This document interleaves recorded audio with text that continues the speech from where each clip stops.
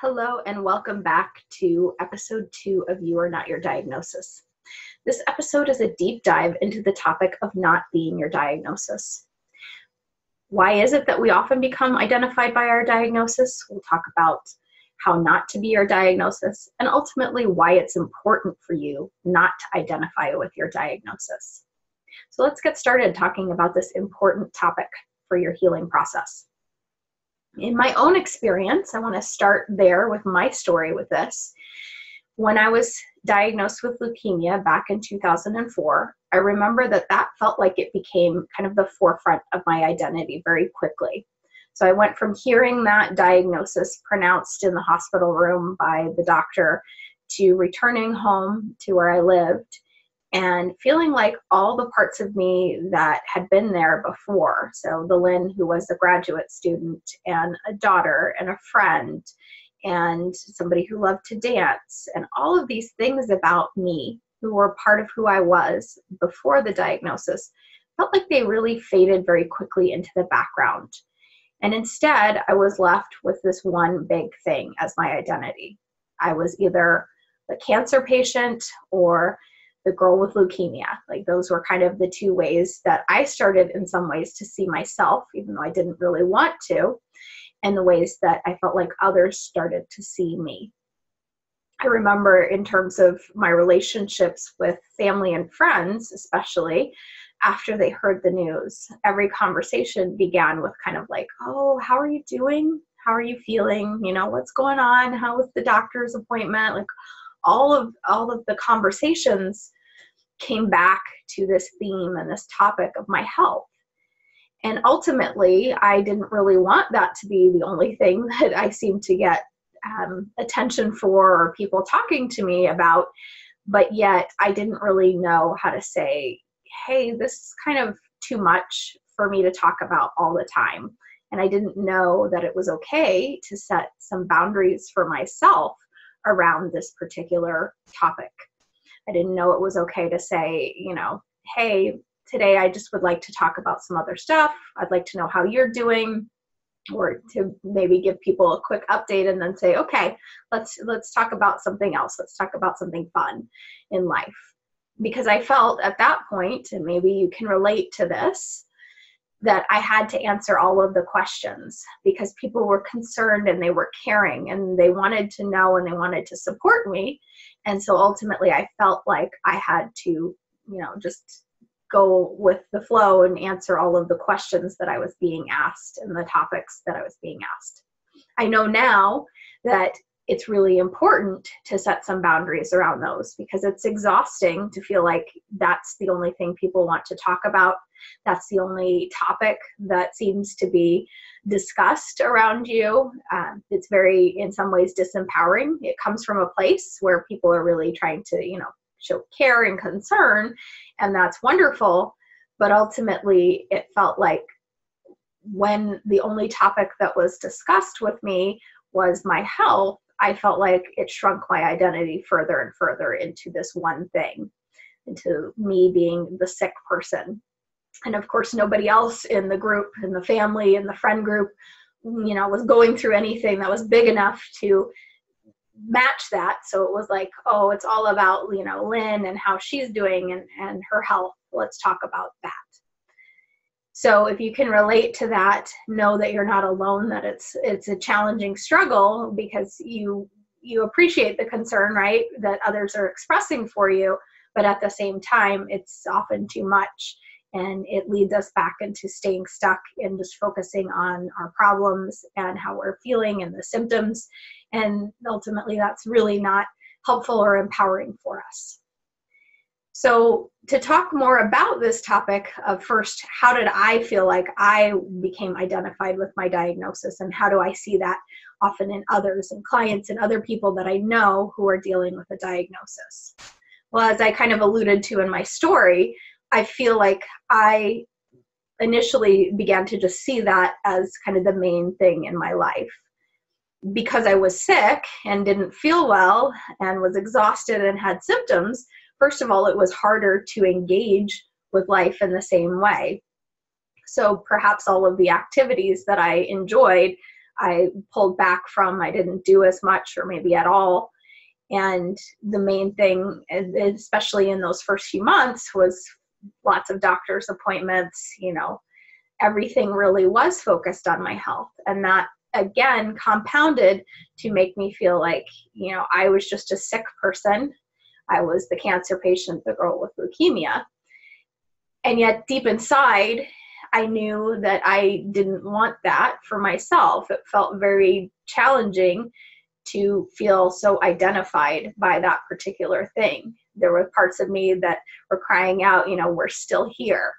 And ultimately, that's part of this message that I want to share, is that you must remember that you are the same person that you were before that diagnosis was pronounced, was given to you, was, found and discovered by the doctors. You are ultimately the same person now, today, that you were the day before you heard that news. You're still, a daughter or a son or a wife or a husband, a mother, a father, a friend, like all of those parts of you, or a brilliant business person, all of those pieces of who you were before you got sick are still there. Yes, some of them may feel like they're a little bit further away, like maybe the things you enjoy or your ability to do the work that you really love because you don't feel well, feel like they get pushed a bit to the background.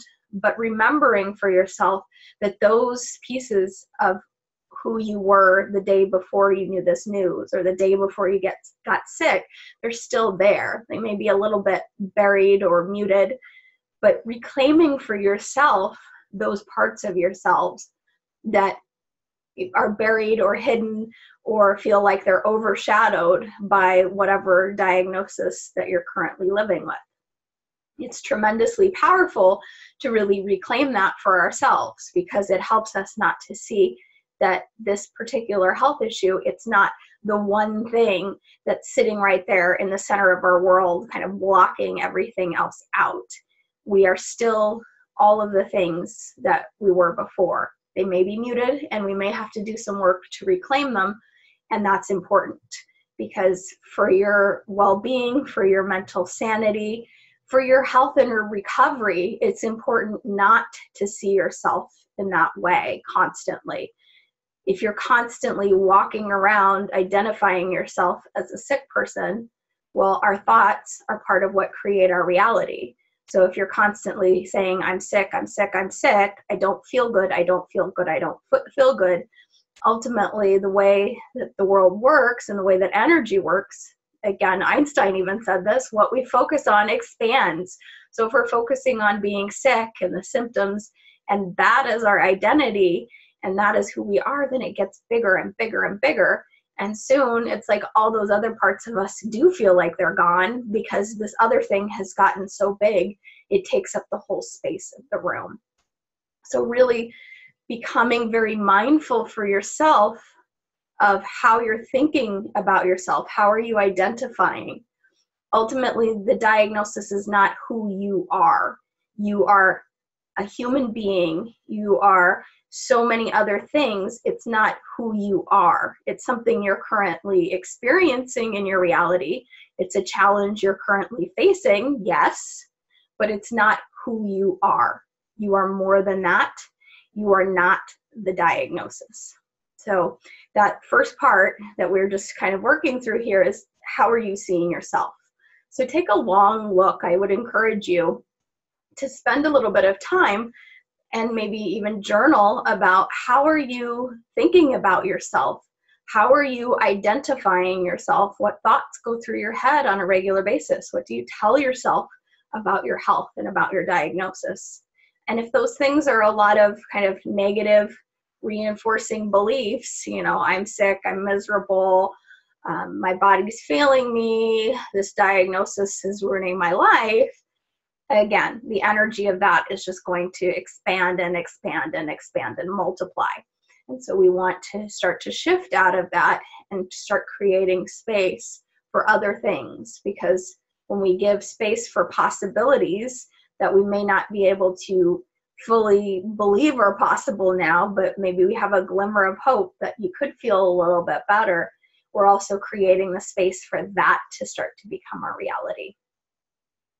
So now let's shift into talking a little bit about how others sometimes can make us are identified by our diagnosis. So again, I shared a little bit about that in my own story of, everyone making topics basically about me. Like the first question I always was getting was, how are you feeling? What's going on today?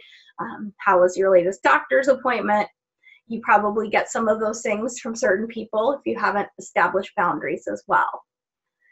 So one of the things that I talk about around this particular piece in my book is about how others' projections, and that's kind of a psychological term, others' projections of what their experience might be like if they were in your shoes, they picture that and they project it onto you. And so therefore they're also starting to see you through a filter of what they think it would be like to live with your current condition, which makes it even more painful, right? Because they're not seeing you, they're not seeing who you are, they're seeing you through how they think they would be feeling. So you can notice projections kind of when somebody's thinking something about a circumstance, and like if that was me, it would be really hard when people say, oh, you must hurt all the time, or you must be really depressed, or all of those things that people say you must be. That's often coming from their perceived experience of what it would be like to be in your shoes. They're projecting something that if they were going through what you're going through, if they dealt with chronic pain, then of course they would feel completely depressed all of the time, and they wouldn't want to get out of bed, and all of those things. So I think sometimes it's helpful to notice that, first of all, that people can sometimes project that onto you, and then they're not even really with you in your present experience. Like you may be trying to tell them, hey, I'm having a good day today and I feel really good, and they're like, oh, you must be really depressed, you must, oh yeah, it must be hard to get out of bed in the morning. And that again is just so isolating to have somebody, and they're probably doing it because they think they're caring and they're in a concerned state with you, but they're not really seeing or hearing you where you are at. It's your lived experience of what it's like to deal with the particular issue you're dealing with. And yet they're kind of missing out on that because they're coming from the place of, oh, if I had cancer, I would be this way, or I would be that way. So sometimes, just noticing that and maybe even calling someone back, like, no, actually, I'm doing well today. If that's what you want to express to somebody, just knowing, you may not want to call someone out and say, you're projecting something onto me. You might, but just knowing that they might be coming from a place where they're not even seeing you. And then the second thing that I want to talk about in regards to kind of how others identify us with our diagnosis is that it's okay to start to set boundaries for yourself around talking about your health. This is something that I did not have a clue of in my early 20s, in my mid 20s, that it was okay to say, I appreciate your concern and I appreciate that you want to know how I'm feeling today, but I don't really feel like talking about it today, thank you. Or, to share a little bit of information like, my doctor's appointment went really well. Now, how about we talk about other things? If that's what you want, you can steer the conversation in different directions, and it's okay. It's okay to change the topic. It's okay to have boundaries about what you want to share, who you want to share it with. Certain information you may want to share with certain people, and certain information may not be appropriate for certain, colleagues or not close friends, and you may want to just shift out of that topic. And a polite way of saying that, again, is just, I appreciate your concern about me, but I'd really rather talk about other things today. So you're acknowledging them, and you're acknowledging that they're coming from hopefully a good place, but you're also setting a boundary for yourself to take care of yourself.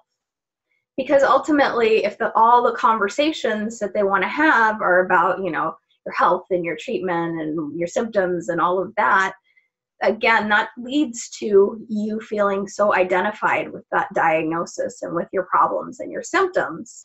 And it leads to them not seeing you in the entirety of you. So perhaps, somebody that you had a shared interest with, a hobby, a thing that you used to do together, if you're physically able to do that again, resuming that. If not, maybe even just asking them about, hey, how's, the rowing team doing? Or how is the gardening club going if you can't go? Like coming back to common interests and engaging with life from that place, because then it's about the relationship and the connection that you shared with those people, not just about your health. One of the biggest gifts in having a conversation with my friend Annabelle Fisher, who was a wonderful woman who passed away from stage 4 cancer several months ago, she talked about, we had an interview together in the spring, and she shared that oftentimes she had this experience of people just kind of wanting to make conversations about her and how she was doing and, what was going on with her. And she really, again, reinforced how important it was to say, no, I'd love to hear about how your life is going too. Because this is, again, the big thing that happens is when something scary and overwhelming happens for us in our lives, when we're not well, like it feels like that's the only topic that for some reason feels okay for people to talk about. And so you miss out on hearing about, your friends' children or what's happening with their new business or their vacations or whatever they would share with you normally.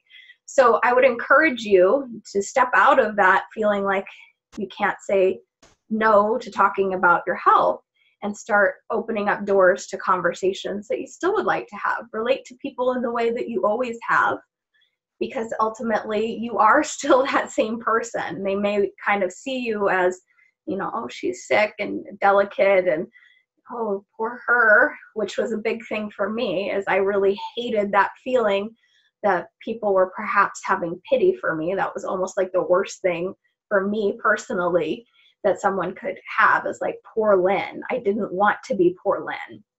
So if you experience that in relationships, and again, often that comes from people trying to be kind, but poor Lynn or poor whoever, poor you, is not empowering. And by taking back control in the conversations and leading the conversations in different directions, you're reclaiming your whole self in the relationship. You're reclaiming all of the connections you have, all of the interests, all the commonalities, and you're stepping out of just being you, the person who's sick all of the time. So a third aspect of this not being our diagnosis that I really wanted to address in this particular issue as well is really about the words that we start to use when we talk about our health, because this again relates to how we're identifying with our diagnosis. So one of the biggest things that I've noticed over the past 15 years now is the tendency when we talk about health issues, we say my blank, my diagnosis. So originally for me, my cancer, my leukemia, or I have blank. So I have leukemia, I have fibromyalgia. And those words, my and I have, are very powerful. I mean, think of the energy behind my. You're saying ownership over something. Do you really want to own this forever and ever and ever? Like, my run the flag up the flagpole identity, this is my claim.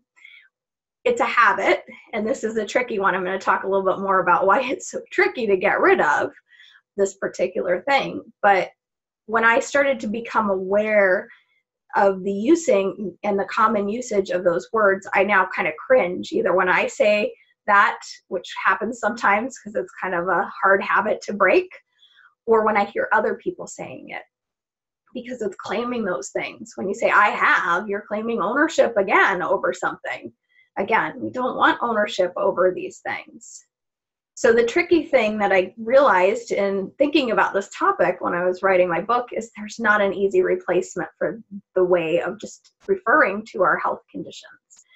in this way, this offhanded, my fibromyalgia, my lupus, my rheumatoid arthritis, whatever it is. How do you get around that and not have a long sentence? Or how do you get around saying I have? And ultimately, I haven't come up with one conclusive answer. I've gotten several ideas of things, but they don't fall off the tongue as easily as the defaults that have been there for years and that are kind of the way everybody seems to talk about it. Some of the ideas I've come up with are, I'm currently living with blank, but I believe in the healing potential of my body. But again, that's a long sentence and it doesn't always come into conversation easily. Or I'm currently healing from blank. And that, again, brings some energy back to the fact that your body is working to heal itself. You may not see that, but I think I alluded to this topic a little bit in the beginning in episode 1, that our bodies really do want to heal themselves, that is their natural state. And I'll probably have another episode on that here shortly, on how our bodies really are designed to heal and they're always trying to heal. So when we use the phrase, I'm currently healing from, we're holding that space for the body to heal. You may not see that on a day-to-day basis. You may, if you're engaging in doing some beautiful, profound healing work, and I see that with my clients, they are currently healing from something. Their symptoms are less, they have less fatigue, less pain, less whatever factors, they're off of more medications, so their bodies are healing.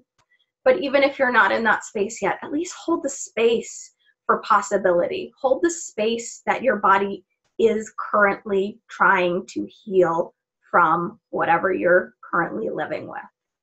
So think about the words that you use and just the power that they have, and start to just be curious about how could you talk about your health differently.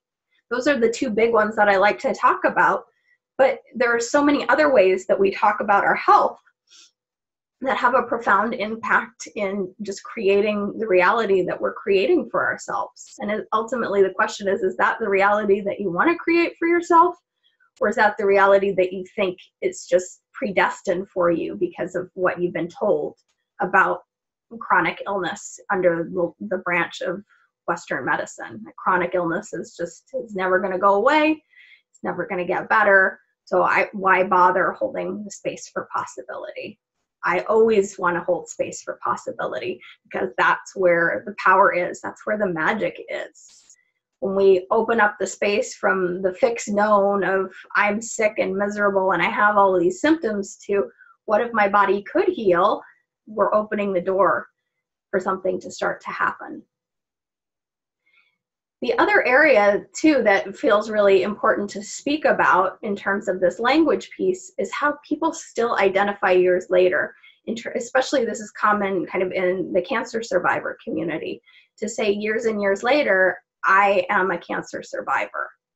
And ultimately, this is one that's kind of hard to speak about because, yes, you're claiming survivorship, and that's on one level, it's beautiful. I'm grateful that these people are still here and alive and that they survived through the illness. But when you keep saying, I'm a cancer survivor, and you keep saying, cancer survivor over and over and over, you're keeping that energy to some level active in your field. Like that's something that happened in your past. So perhaps exploring a way to leave it in the past. It's not that it didn't happen for you.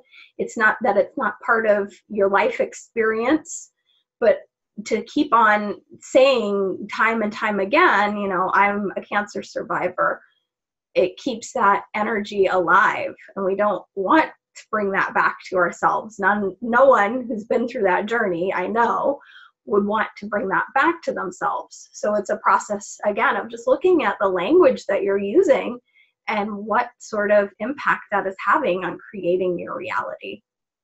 Because, again, words that we use, they have tremendous, tremendous power. So to wrap up this episode, I really want to just focus a little bit more on why is it so important? Why is this the second topic that I wanted to cover? And why ultimately is the show titled this and my book titled this? Because ultimately, in my experience and what I've observed, the people who most identify with their health issue, with their diagnosis, it's so much harder to heal. And I don't want that for anyone. I want you to have the full potential and possibility there for you to heal. But if you're walking around with that, like your label and your name tag and your badge of honor, or however it comes out for you, however that's part of your reality, it's hard for that to shift. So, if you constantly am saying, I have this, I have this, I have this is who I am, my this, and you really believe it, because some of those word pieces, yes, they have power, but if you're doing it somewhat unconsciously and just out of habit, it's not as impactful as if that's who you really see yourself as.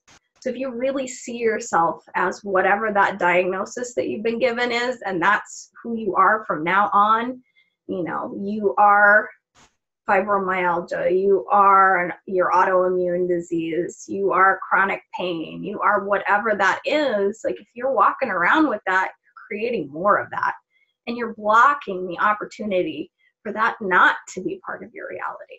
So ultimately, that's closing off the possibility of something else.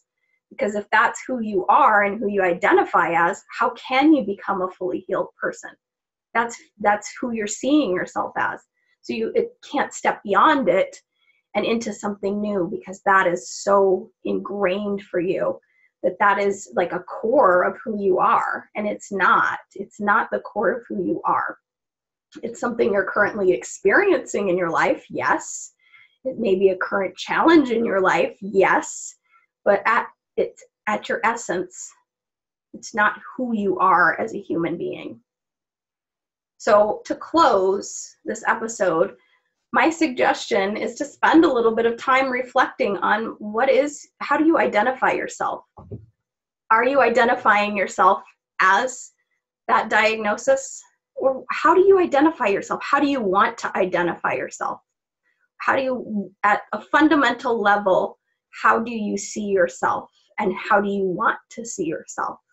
You want to see yourself as whole, healed, complete, just a person who's growing and evolving as a human being? Like, I can't answer that because it's going to be individual for you. I'm giving you some ideas of, at a fundamental level, who do you want to be?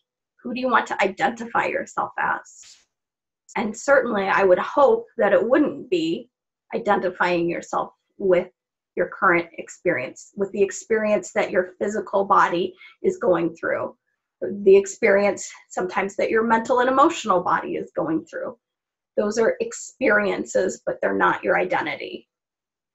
So please, I urge you to take a little bit of time at the end of this episode, or when you have time in the next day or so, to just reflect on that, whether that be writing it on paper or just spending a little bit of time thinking about it. How do I want to identify myself? How am I currently identifying myself? You may need to do a little bit of looking in the mirror in terms of, am I identifying myself as my diagnosis? And then how do I want to identify myself? And I'd be curious what your answers are. So I hope this was a valuable episode for you and raised some new thoughts about how to think about your health, how to think about chronic illness and a diagnosis, and how not to be your diagnosis. So until next time, I'm wishing you health and healing and new possibilities.